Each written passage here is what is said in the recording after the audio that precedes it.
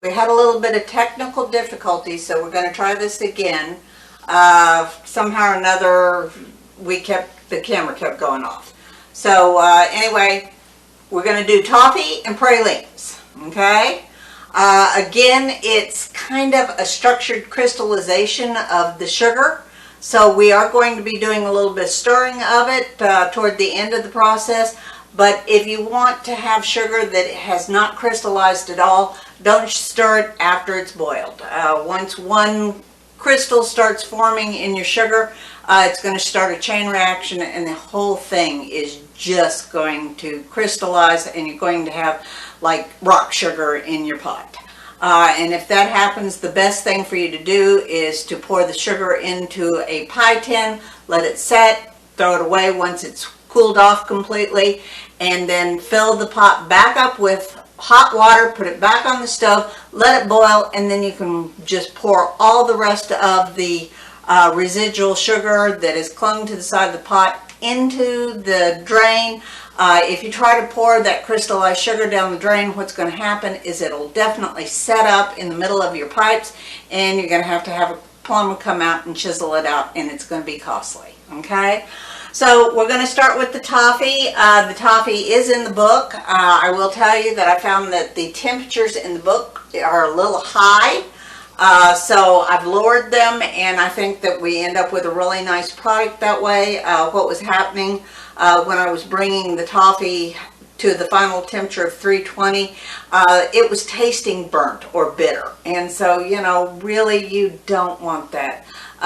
What I end up with is a kind of a taste similar to the English toffee bars. So that's what we're going to go with. So when I do sugar, usually I will put the sugar in the pot first, and then I put the water on top of the sugar. That keeps the sugar from splashing up onto the sides of the pot as much. So, and then I have corn syrup.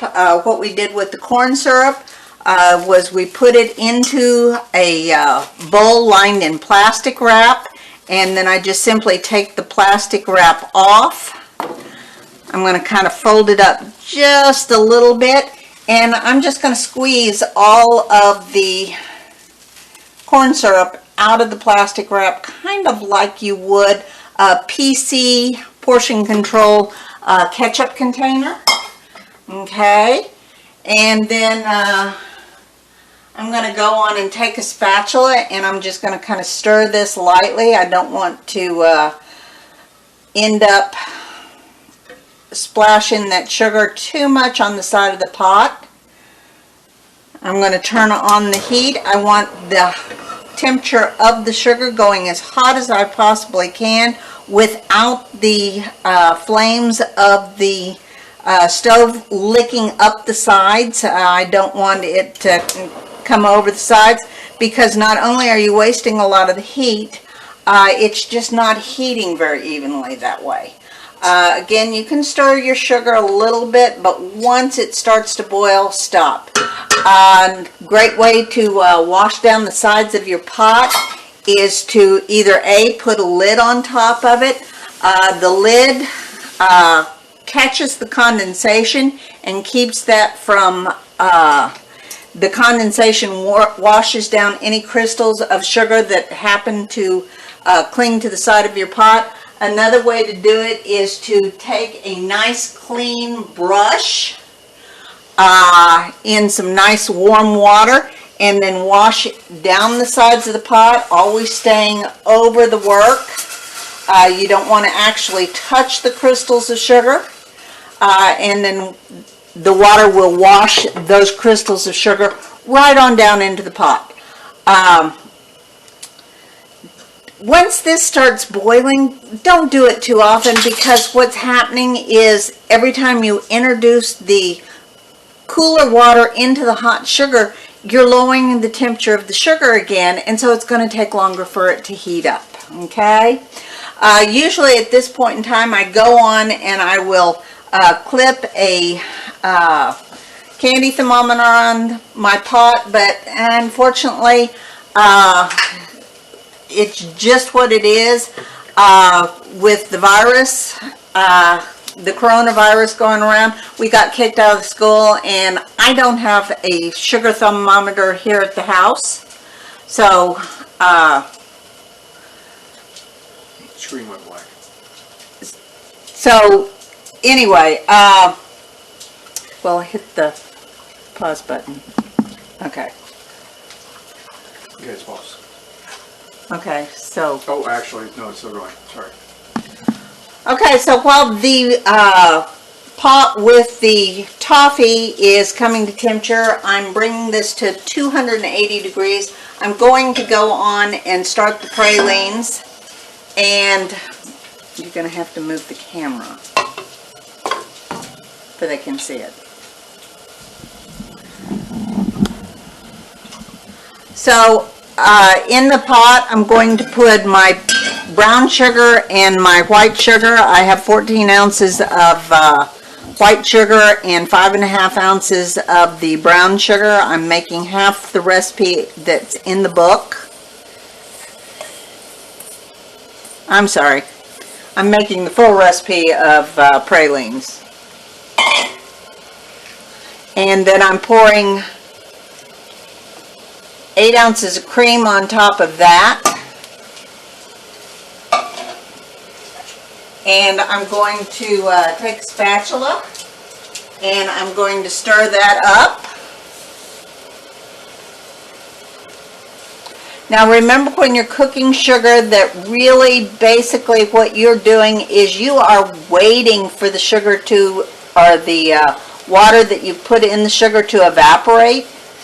And so the more water or liquid you use, the longer it's going to take. I'm going to go on and turn that on. Again, same theory. We don't want the flames licking over the sides of the pot, but we want it as hot as we can get it. The pralines, we're only going to take up to 240 degrees.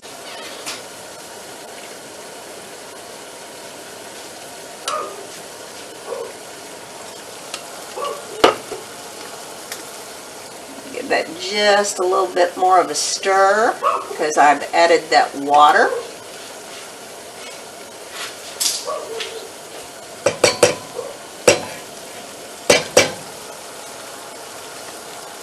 So at this point, it's kind of hurry up and wait. I'm using a thermal pin. A lot of the digital thermometers will come up to temperature, come up to a sugar cooking temperature. And remember, the bigger the surface area, the faster the sugar is going to come up in temperature. Right now, we're at about 222 degrees.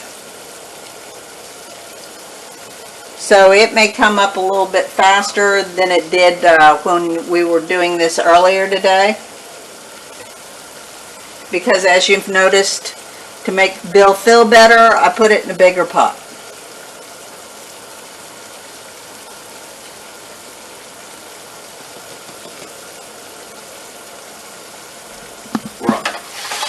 Okay, so I've got a little bit of crystals up on the top of my, on the sides of the pot, so I'm going to just wash them down. We're going to take a quick check of the temperature. And right now we are at about 230.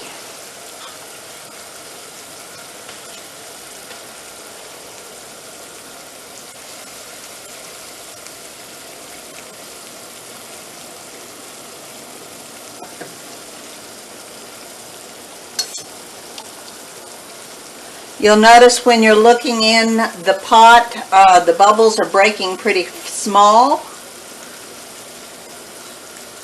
That means you're nowhere near it. And then for the pralines,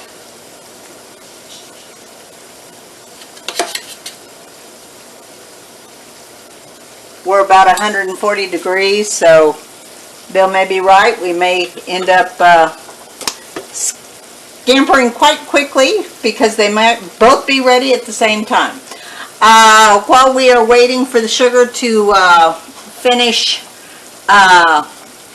cooking, what we're going to do is we're going to mise en place our pans for the pralines.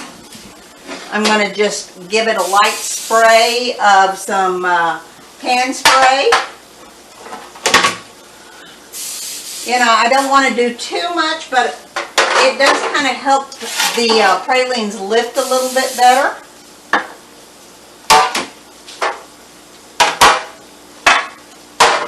And then for my half recipe of the toffee, I'm using a quarter sheet pan, and I'm going to spray the edges really well. And then I have a silpat mat that has been cut down to fit this. They do sell them now. Once upon a time, when Bill and I were young and stupid, a friend of ours said, go on and cut whatever was on the silpat mat. We did. By the way, silpat mats are not cutting boards. We definitely ruined the silpat mat, so be careful. Keep that in mind. We're going to come back over to our sugars, and at this point we're about 160 degrees on the pralines, and then on the toffee we're at about 137. So we're still a ways off.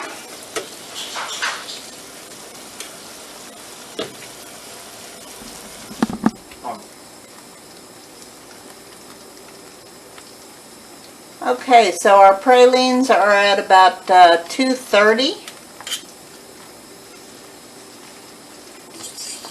And we turn the toffee down a little bit. That way we can deal with the pralines.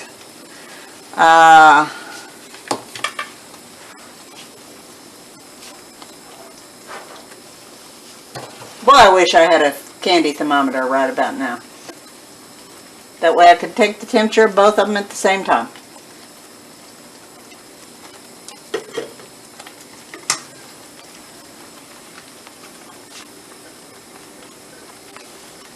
I'm just giving a little bit of a stir.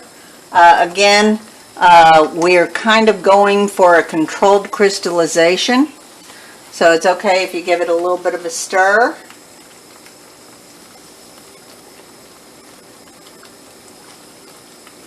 We're still at about 230, so remember how when we made the Italian buttercream, the sugar kind of stalled out? I think that we're in that stage right now.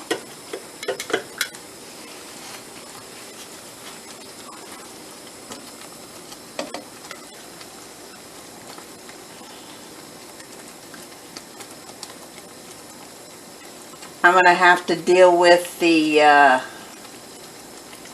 toffee here in just a second. However, I will tell you when I put the butter in to the toffee, the temperature is going to go down.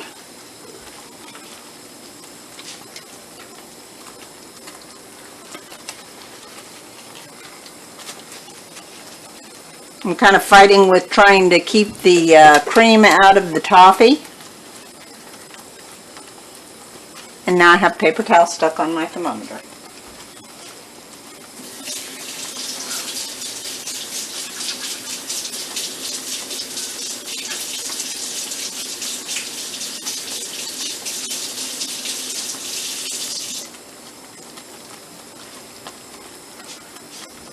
Okay, so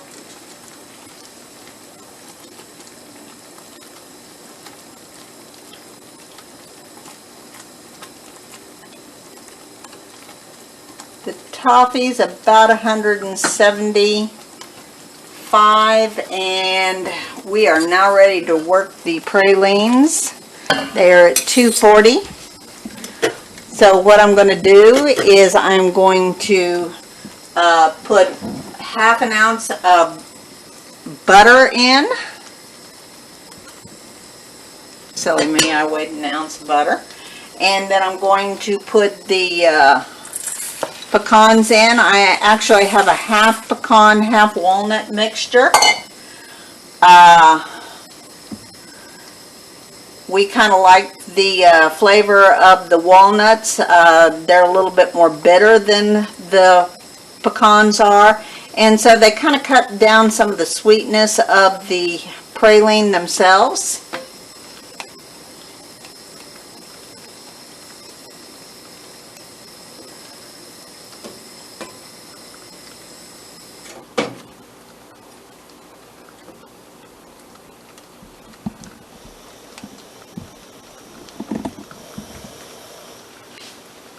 Okay, so while I'm doing the pralines, Bill is going to throw the butter and the salt into the toffee mixture.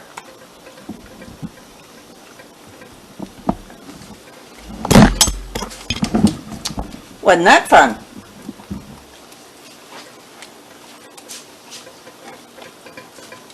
So I'm going to stir the pralines until they start to thicken up some. And the reason why they're thickening up is, again, that controlled crystallization of the sugar.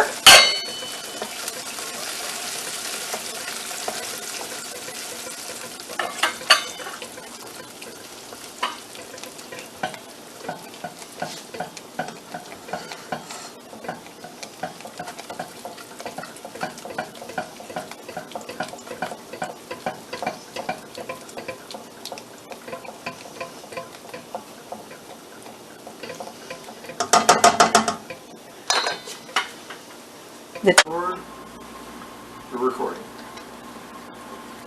Okay, so we've stirred our pecans and our butter in, and now we're just stirring it a little bit more. We want it to thicken up slightly before we start scooping.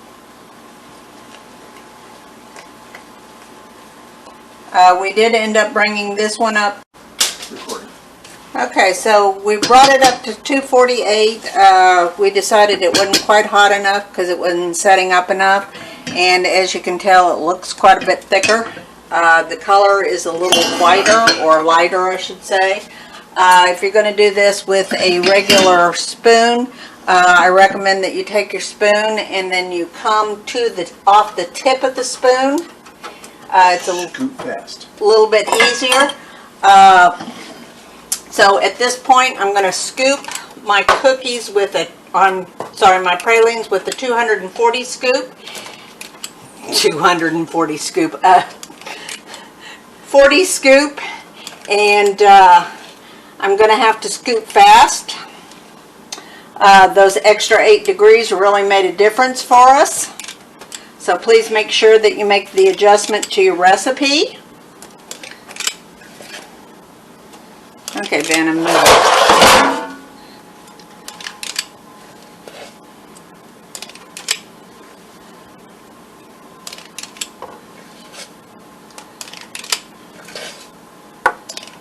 I like the scoop because the slide bar kind of goes on and pushes the praline out. Makes it easier and quicker to scoop out than just the regular kitchen spoon.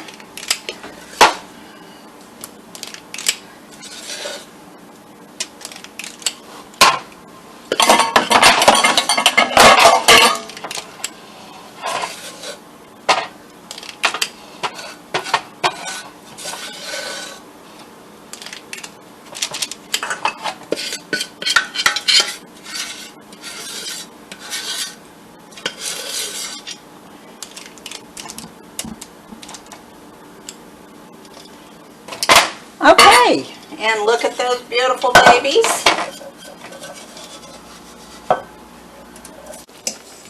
Okay, as you can see, the bubbles are getting really small on the toffee. And They're breaking smaller now. Right now we are reading on the thermometer about 186, 90 degrees, 290, I'm sorry. So about 10 more degrees, and we will throw the almonds in.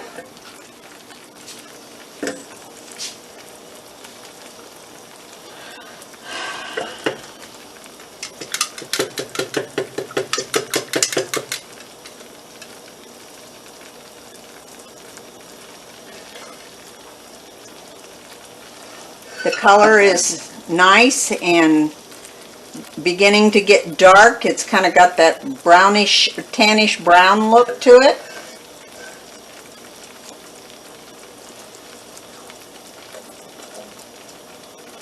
And we are going to put the almonds and the vanilla in now. Made it a little excitable. And I'm going to stir it. And I'm going to bring that on up to 310 degrees.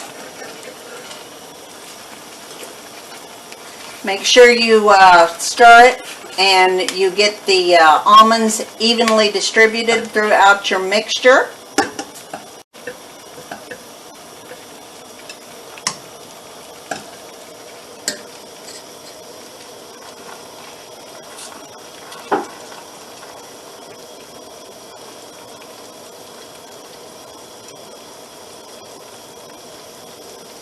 Okay, so we're there.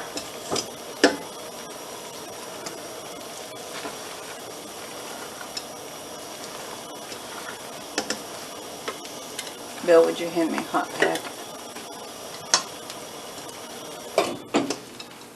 And now we're going to pour it into our prepared pan. Right there. Now don't forget I sprayed the sides, and I have that quarter seal pat mat in there. And I'm just going to pour it all out. Be careful, guys. Sugar is a hot burn because, you know, if you get something like grease or something like that on you, you can pretty much wipe it off. Sugar will harden on your skin, and it's the worst burn you can get. We're going to get it all out. We're going to let it cool off for about 5 minutes, and then we're going to sprinkle some chocolate on top. So we're done for now. Good. Okay, so you want to let your toffee cool down a little. I'm going to kind of touch it with a fork. Don't touch it with your hand because it is hot. And as you can see, the fork is leaving indentions where it's been. So I'm going to just take some chocolate chips and I'm going to sprinkle them all the way across the top. It doesn't have to be really a thick layer. Just, you know, scattered here and there. And then what we're going to do is we're going to allow the chocolate chips to sit for a few minutes. And we're going to allow the residual heat from the toffee to melt the chocolate. And then we're going to spread it. So, and as it sits here, you can almost see the chocolate starting to melt. If you look at it, the bottoms are beginning to get the bloom. There is no longer bloom on the bottom. So we'll give it probably about 3 or 4 minutes, and then we're just going to spread it. Okay, so it's probably been about 3 or 4 minutes. I'm just going to take the spatula and I'm going to spread the chocolate. You notice that, yes, I did have plenty of chocolate on top. Be careful, the pan is hot. Those with little delicate fingers may be burning themselves. I'm kind of burning myself, so I'm going to spread my chocolate all the way across. And then the recipe says ground almonds on top. That just makes it a little bit easier for somebody to handle. I don't really like the ground almonds. First, when they're in your mouth, they kind of give you a dusty feel in your mouth. And then second,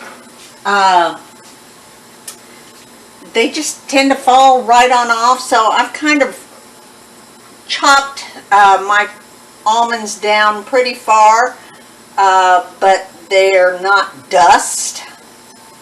And I'm going to kind of sprinkle them all the way across, just making them a little bit easier to handle on the chocolate side. And then we're going to give it a little score.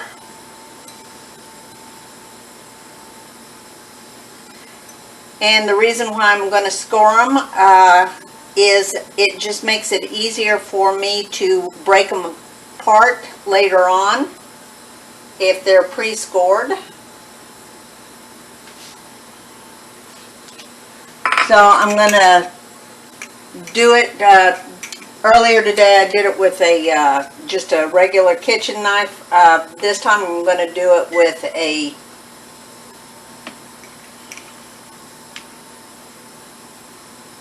pastry wheel.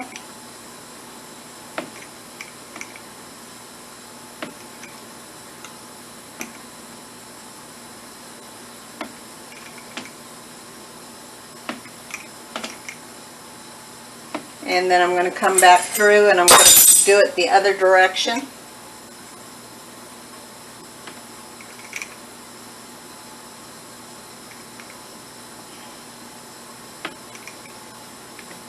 I will tell you right now, when I go to break these apart, they probably won't be squares. They'll probably just be, you know, pieces, random pieces.